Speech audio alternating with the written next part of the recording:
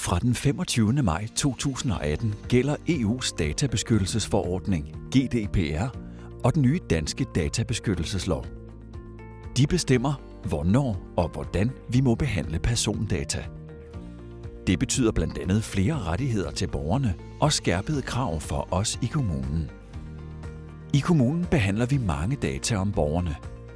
Disse data kan gå tabt, blive misbrugt eller falde i de forkerte hænder. Dette kan få alvorlige konsekvenser for det arbejde, vi udfører for borgerne.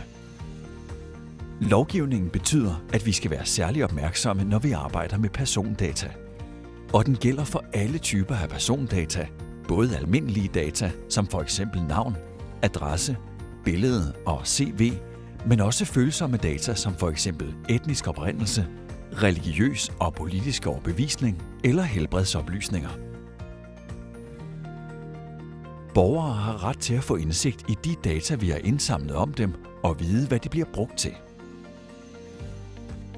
Reglerne for behandling af persondata siger, at vi skal have lovhjemmel eller samtykke til at behandle og videregive data.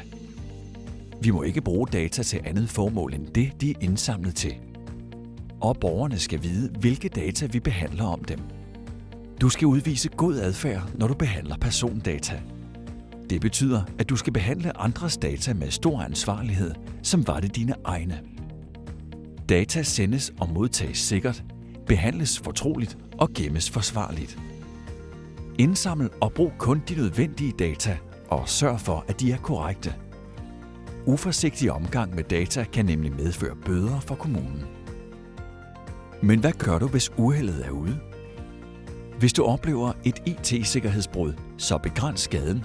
Meld den straks til IT-sikkerhedstelefonen på 64 74 73 00 og kontakt din nærmeste leder.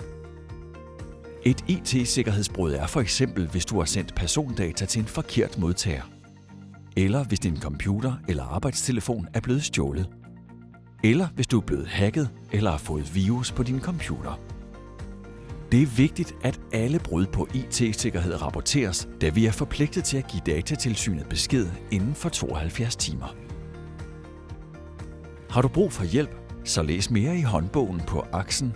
Kontakt kommunens databeskyttelsesrådgiver på dbo@assens.dk eller telefon 64 74 73 99 eller spørg din leder.